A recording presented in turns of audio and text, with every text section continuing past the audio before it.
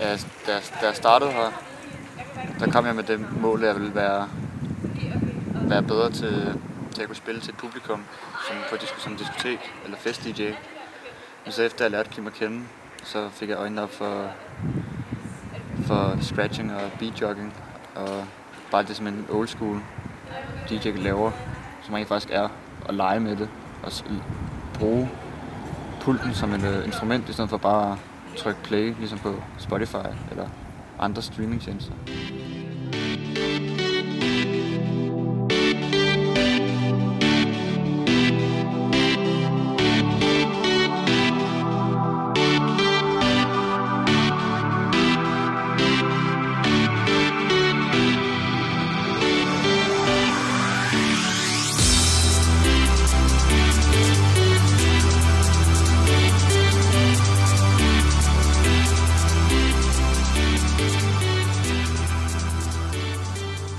Da Simon lå inde i min mave, der var jeg i teateret og se et musical med Master Fatman. Og hver gang Master Fatman han sang, så slog Simon koldbøtter. Så det må være et tegn på, at han godt kunne lide musikken, eller det modsatte. Og han har altid spillet trommer på gryder og alt, hvad han kunne få fat i. Han var 1 år, der fik han sit første keyboard, som han også lærte at spille på. Så musik har jeg været igennem hele hans liv. Fra morgen til aften. Det har han ikke kunne leve uden.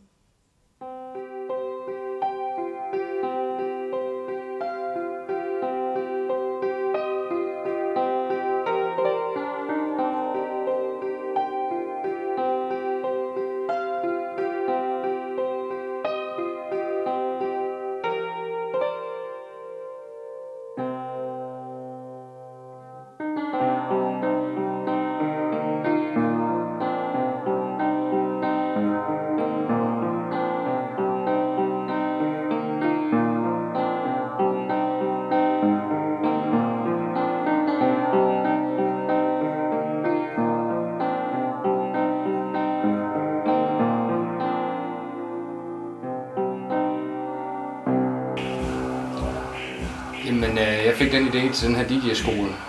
Den simple årsag, at jeg selv manglede et sted at gå, da jeg begyndte at interessere mig for det her DJ'ing, eller det her DJ-miljø. Og jeg synes, at der skulle være det tilbud for de unge, hvor de kunne komme ned og prøve af det at være DJ. Fordi det er udstyr, der er rigtig, rigtig dyrt at anskaffe sig, og der er rigtig mange, der får købt noget udstyr, som de ikke får brugt, og som de taber rigtig mange penge på. For det er jo ikke noget, du finder ud af fra den ene dag til den anden, om det er noget, du gerne vil være. Altså, om man har lyst til at investere i de penge, det koster, og lægge det udstyr, det kræver. Ja, jeg er så først kommet til lidt senere igennem Kim. Faktisk så spurgte jeg Kim, om jeg måtte lære scratch af ham. Det er en af de bedste i Danmark til det. Og så fortalte han, at han havde den her skole hernede. Og så var jeg med hernede i faktisk næsten et helt år som halvt elev. Og så blev jeg tilbudt at være med året efter som underviser. Du kan godt leve af det, men jeg lever ikke af det. Grundet at så ville jeg måske ikke synes, at det var lige så sjovt at gøre, hvis jeg skulle leve af det, fordi der er en stressfaktor i det, i og med at jeg skal ud og tjene nogle penge, som jeg ikke ved på forhånd, om jeg kan hive hjem. Er du nervøs at spille? Ja, lidt. Jeg spiller godt. Ja, det var fedt. Det var mærkeligt at spille, for ikke at få en fest op, men for at få folk til at hygge sig.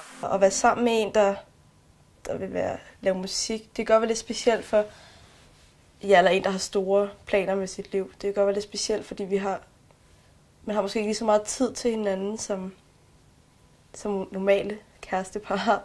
Det er sådan, altså i starten var det meget svært at vende sig til, at han måtte sige, at vi kan ikke være sammen i dag, fordi jeg så skulle lave musik, hvor man tænker sådan lidt, det kunne du have lavet i går eller et eller andet. Det skal man sådan vende sig til i længden, at han ikke bare altid siger, hey, vi kan godt være sammen hele tiden.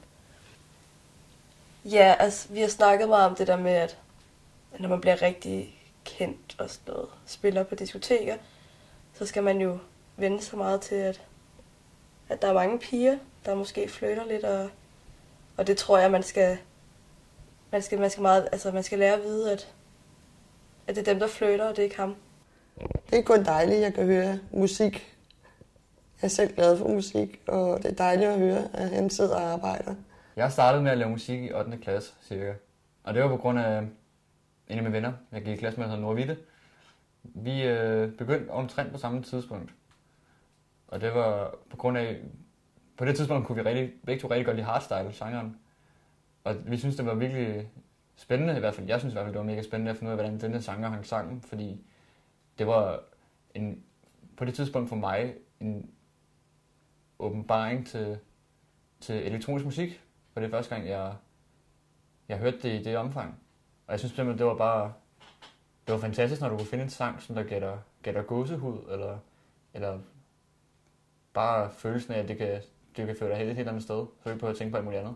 Så jeg blev virkelig inspireret af at høre den genre. Da jeg startede med at være DJ og komme ud og spille lidt, der krævede jeg aldrig penge for det. Også bare for at få muligheden for at få lov at spille steder henne. Fordi erfaring er jo altid en god ting at få spredt sit navn, før man begynder at sige, at man har penge for det. Men nu har jeg altså været i gang i 1,5 år, 2 år måske.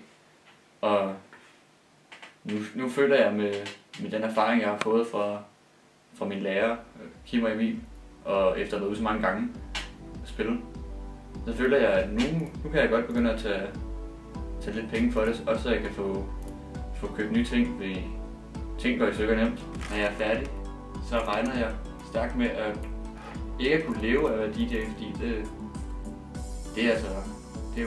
er de færreste, der kan få lov til det. Men jeg håber på, at jeg kan bruge det som fritidsarbejde, og ikke kun som hobby nu.